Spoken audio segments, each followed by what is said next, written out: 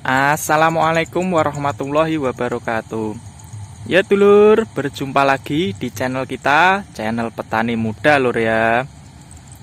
Sebelum kita masuk dalam pembahasan, alangkah baiknya bagi sedulur-sedulur yang belum subscribe, aku minta tolong di subscribe lur ya. Bagi sedulur-sedulur yang sudah subscribe, aku ucapin terima kasih. Salam petani muda, salam petani milenial. Ya dulur, pagi ini kita mau membahas tentang apa? Ya, pagi ini kita mau membahas tentang Inpari 32 yang notabene biasanya itu mudah roboh, tidak kuat dengan pupuk N, dan pertumbuhannya biar bisa cepat itu gimana kayak tanaman padi kita. Tanaman padi kita ini jenis IP32 di usia 70 hari ini lur, sekitar 70 sampai 73 hari ya. Ini bisa dilihat lur ya nih. Ini sudah melakukan pengisian sampai pangkal. Nih, pangkalnya ini juga sudah berisi, lur. Terus gimana ini caranya atau treatmentnya supaya tanaman padi kita itu biar bisa cepat dalam pertumbuhan, terus anakannya dan lain sebagainya, lur ya. Kita membandingin nih yang di sebelahnya ini. Yang di sebelahnya ini kemarin tempatnya kan sama, lur ya. Dari pembuatan benih sampai penanaman, cuma beda di perawatan, itu sudah hasilnya berbeda, sangat berbeda ya nih.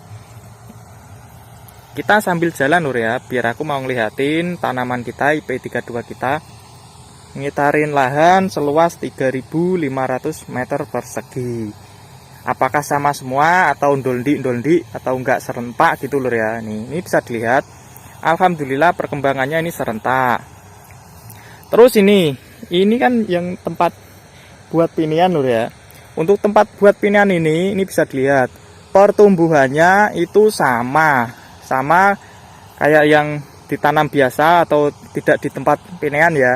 Tapi kalau di sebelah ini yang di tempat pinian malah baru brol nih lur. Nih. Baru brol, terus yang di tempat biasanya atau di tempat penanamannya itu malah sudah mau merunduk. Jadi perbedaannya selisihnya amat sangat banyak lur ya. Seperti tanaman padi kita ini kalau dibandingin sebelah-sebelahnya itu selisihnya nanti bisa 7 sampai 10 hari. Kita sudah panen, yang sebelahnya itu belum lur. Padahal tanaman kita ini jenisnya atau varietasnya sama yang sebelahnya itu sama. Dalam perawatannya, mulai dari pemupukan tabur sampai penyepraian, obat-obatan yang digunain. Kalau sedulur dari awal sudah menyimak channel ini, pasti sudah tahu lur ya. Perawatan yang kita lakukan itu amat sangat sederhana. Walaupun perawatan kita sederhana, kalau kita tahu triknya, pasti hasilnya akan baik dan pertumbuhannya lebih cepat dari rata-rata punyiannya orang atau rata-rata tumbuhan tanaman ini ya. Ini bisa dilihat nih, ini sama rata atau lur. Ini padahal ini kan tempat persemaian ya.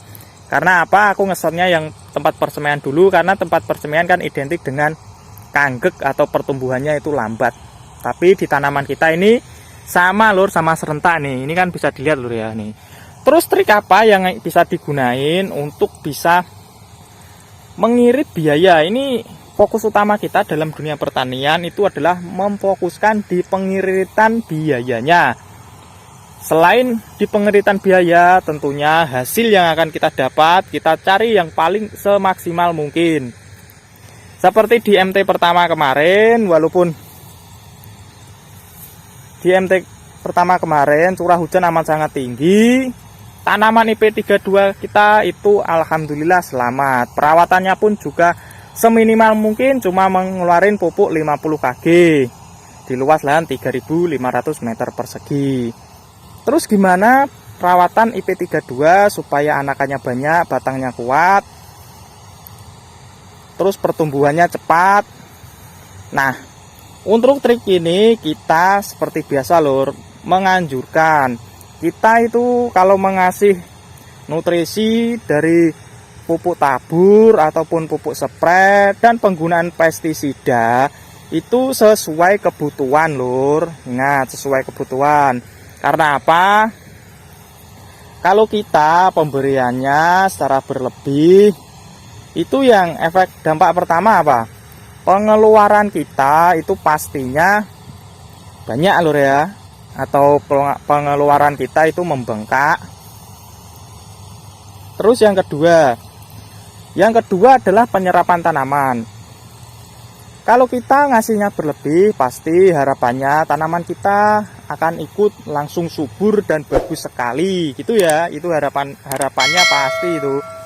Tapi padahal kita membandingkannya kayak diri kita sendiri lur. Kalau sekiranya kita makan 1 piring sudah kenyang, kalau kita dikasih 2 piring, ya pastinya kan nggak habis lur ya. Kalau nggak habis pasti kan makannya kan nanti lagi. Kalau kita lapar lagi. Nah, pada saat menunggu itu kan makanannya lama-lama kan juga akan basi lur ya, atau sudah tidak fresh lagi, bisa dikatakan kayak gitu. Kalau kita memberi makanan tanaman kita dengan pupuk tabur ataupun pupuk spray, kalau kita memberinya berlebih kan banyak yang terbuang sia-sia. Selain menguap, ada juga nanti jatuh ke tanah ikut dengan aliran air. Ini kita sudah di arah baratnya tanaman kita, sudah belok nih tadi ya. Ini bisa dilihat nih, ini punyanya tetangga. Ini jenisnya juga sama, IP32 tapi dicampur dengan jirang. 2 longsong IP32, 1 longsong jirang. Ini hasilnya kayak gini lho ya. Hasilnya itu tanaman tidak bisa sentak ya, apa itu? Nggak bisa rata gitu, dia itu doldi sedikit doldi sekitar 5 sentinan itu dari malai IP32 dan malainya jirang, dan hasilnya kayak gini lho ya. Dari pembuatan benih ini sama sampingnya yang sini lho ya, yang di sebelah barat tadi itu selisih 2 minggu. Terus penanamannya itu juga selisih 1 minggu. Itu hasilnya kayak gini nih. Ini juga mulai merunduk, tanaman padi kita ini juga merunduk nih lur ya nih.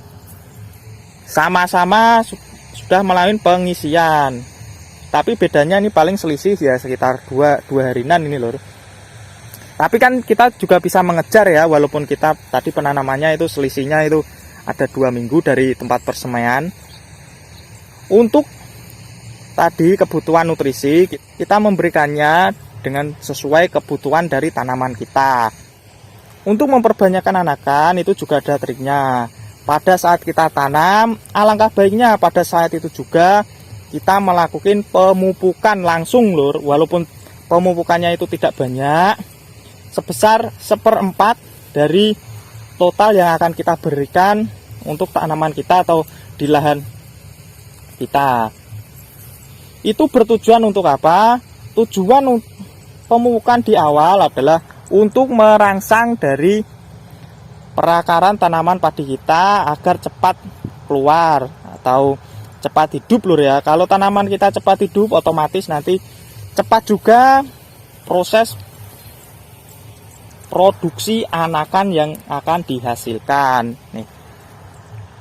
Dari tadi kan bisa dilihat lur ya, tanaman kita nih amat sangat rimbun, anakannya banyak, terus malainya hitungannya juga bagus-bagus telur nih.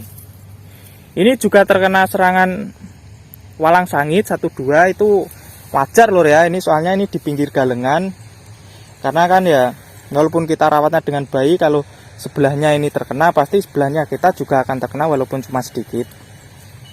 Nah, untuk nutrisi tadi, nutrisi pemupukan pertama itu kita lakukan di awal.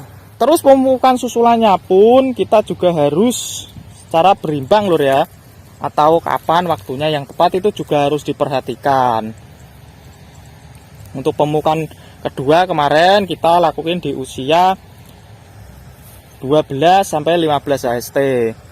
Terus yang terakhir kemarin kita melakukan pemupukan di usia 35 HST-nya ya. Ya. Ini kita sudah berada di sebelah utaranya tanaman kita. Ini kalau kita dibandingin yang sebelah utaranya ini malah selisihnya itu amat sangat jauh ini lur. Ada 3 minggu ini sama yang ini. Walaupun selisih 3 minggu malah pertumbuhannya ini sama. Nih. Ini bisa dilihat, ini punya kita. terus ini punya sebelah.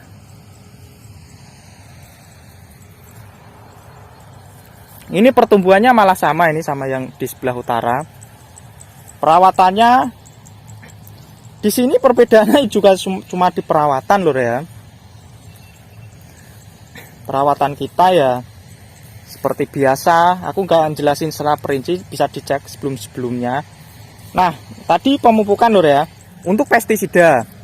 Pestisida di sini alangkah baiknya kita dalam penggunaannya itu secara kebutuhannya sama kayak pemberian nutrisi, yaitu kita lakukan pencegahan di awal dari masa kita masih di persemaian. Supaya apa? Supaya tanaman kita itu terhindar lur ya, diharapkan terhindar dari hama penyakit.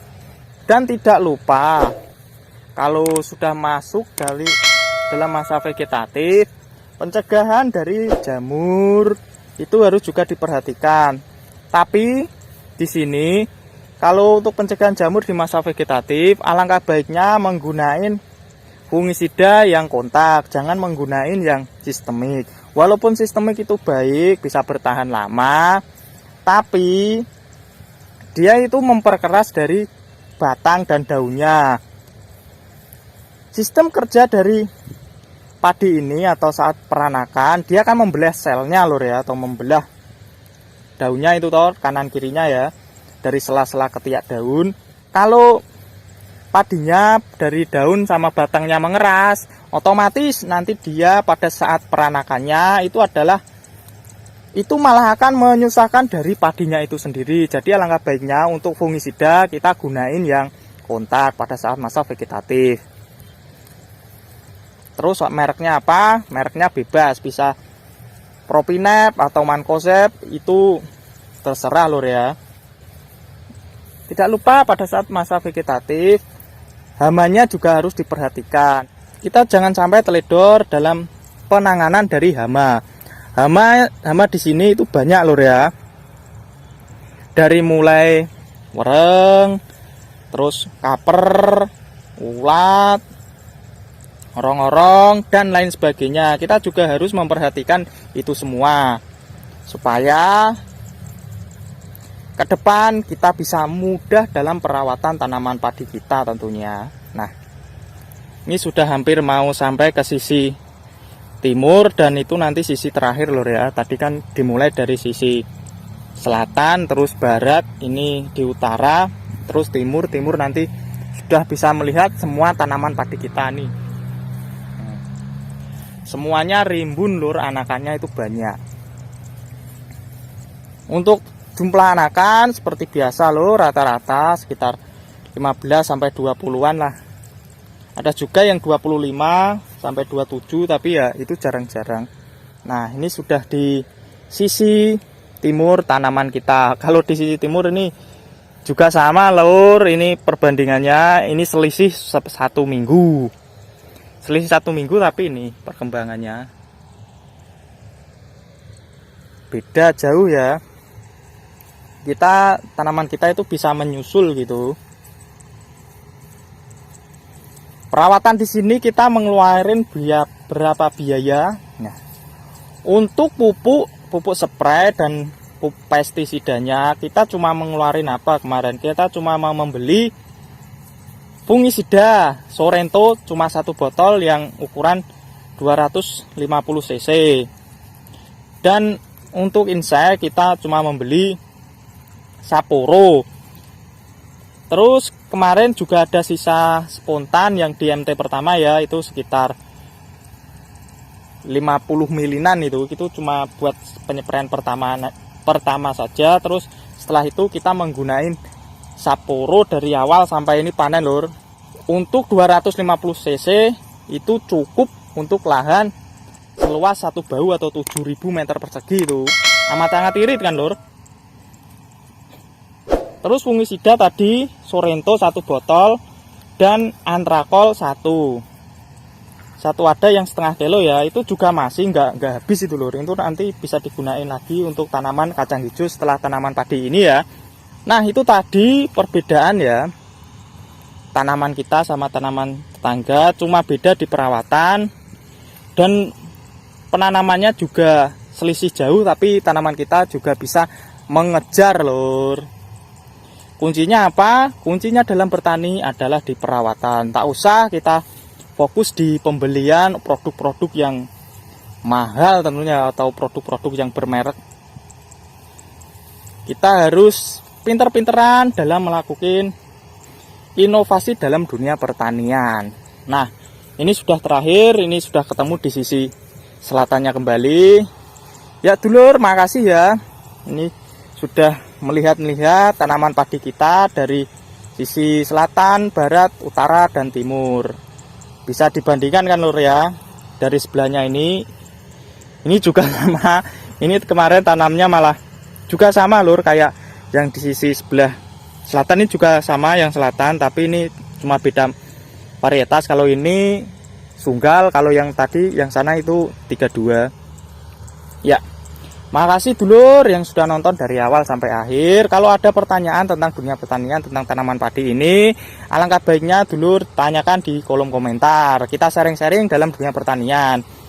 Kalau sekiranya ada yang bermanfaat bisa diambil lur ya. Kalau sekiranya tidak masuk dalam pemikiran sedulur bisa dilupakan. Kita tidak memaksa untuk memasukkan pengalaman kita supaya dijalankan sedulur yang lain. Ya dulur, makasih. Salam petani muda, salam petani milenial. Assalamualaikum dulur.